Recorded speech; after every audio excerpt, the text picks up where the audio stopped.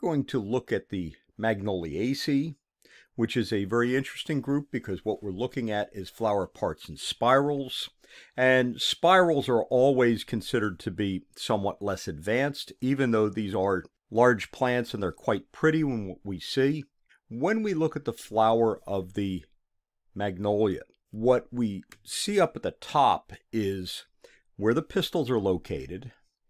And the pistils come out and they are curled around, and that curl around indicates a less advanced sort of format. This is where the pollen is picked up. The pollen is produced by the stamens and the anthers, which are down on the bottom part, and again they are curled around or whorled around the entire stalk. If we look at another flower, we see the same sort of thing, where everything is curled and whorled.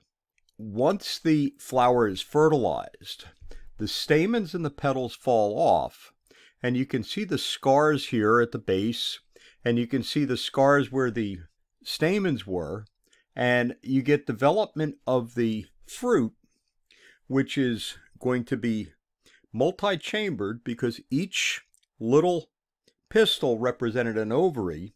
So we have an aggregate fruit here, and you can see the tops of the little curls, which have now become brown and dried. This will increase in size, and again down at the base you can still see the scars from where everything was attached.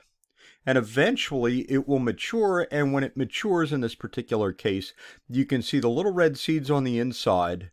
The little red seeds are attached by little threads, and the places where the seeds were produced split open to release the seeds.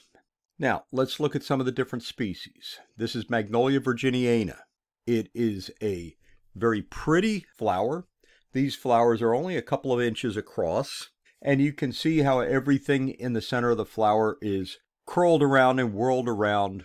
And we call this sweet bay.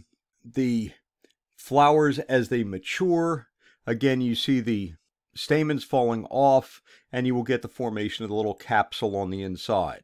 Magnolia grandiflora, you can see the word grandi, which means large. This is large flowered one, or the common magnolia that we see.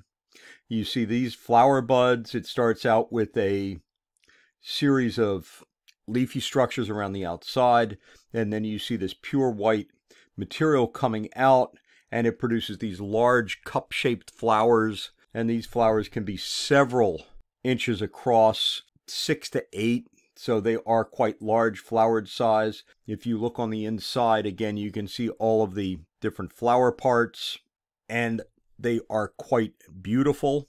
This is a hybrid.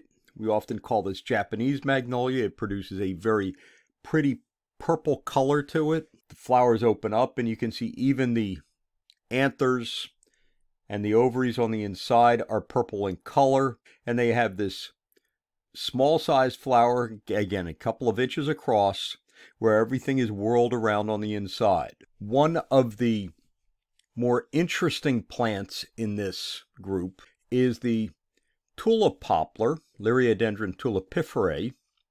And you can see the flower here, and the flower in this particular case, you're looking at the petals, and the petals look kind of green, and they look like kind of orange at the base, and it looks kind of tulip shaped, hence the name the tulip poplar. If we look on the inside, again, we see things are whorled around. So we see the stamens in a whorl down at the base. We see the ovary in a whorl up the top. When the fruit is fertilized, it looks like this. And again, everything is wrapped around, and you can see the scars at the base here. And in that whorled position, these will mature. And when they mature, they will produce small little seeds that will actually release off, and then they kind of flutter down a little bit, and they will then land and germinate. So when we look at the magnolias, the interesting thing to look at here is that everything is in spirals or whorls, whereas in a lot of other plants, or most other plants, you don't see these things whorled around. And again, whorled parts like that indicate that they are less advanced.